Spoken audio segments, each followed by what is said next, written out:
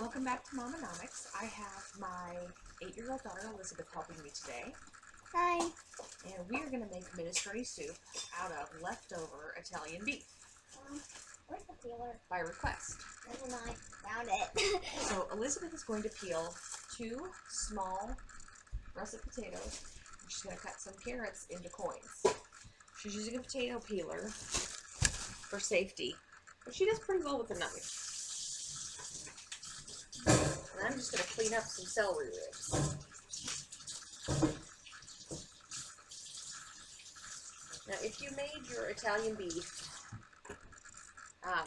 previously, you'll know that my recipe has quite a bit of onion soup mix in it. So onions really aren't necessary because we already have the flavor from the onions. Keep going. We're going to get caught up on the chopping and we'll come back. So basically what we have is 2 small potatoes chopped up, 2 ribs of celery chopped up, and about 2 large whole carrots chopped up, or about 10 baby carrots chopped into coins. So over here at the stove, I'm going to take the liquid, which I separated out from the Italian beef. I strained this. I'm going to add this to a pot to get it boiling.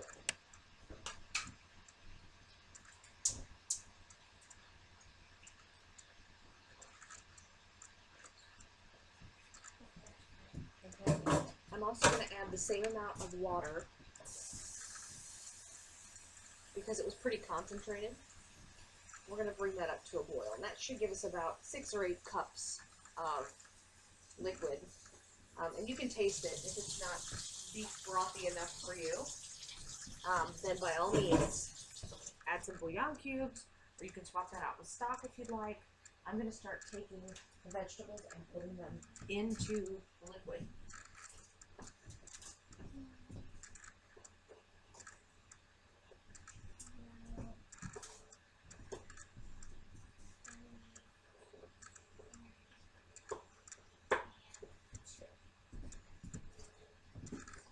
All done, Muffin?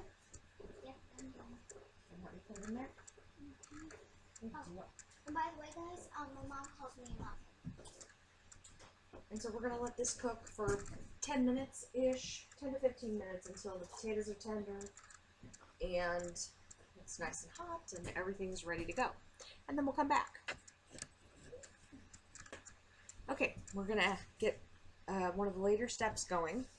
And so over here on the stove, I have a second pot, which is the smaller black pot, full of water from my Instant-On hot water tap that I have, and a bad dog who's trying to jump up on the counter. And I'm going to add salt to the pot, quite a bit of it, more than you would think you would need.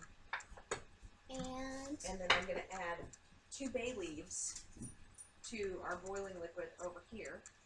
And this is the noodle we're using. I don't think I can see that, baby. Here, use it to use our zip code. Yeah, okay. I'm also going to add about a tablespoon of Italian seasoning to my pot. It still hasn't boiled yet.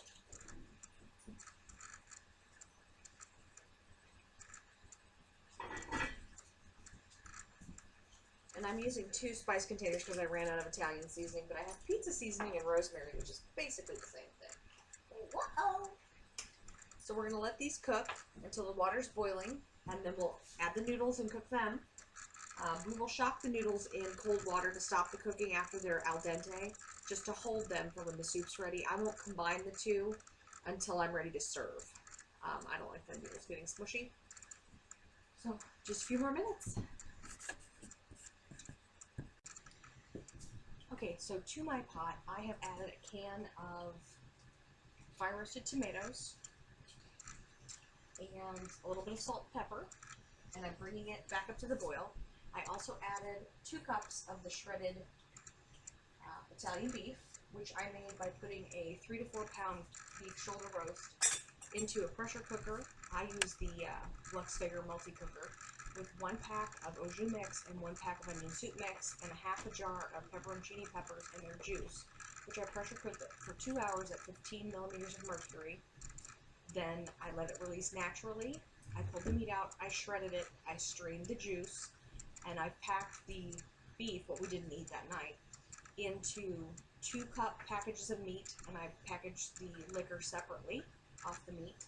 And I've used 4 cups of the juice initially with 4 cups of water, and then I've added 2 cups of the pulled meat that I had frozen to the pot along with the tomatoes. And I'm letting this come back up to temperature. It's just now starting to boil.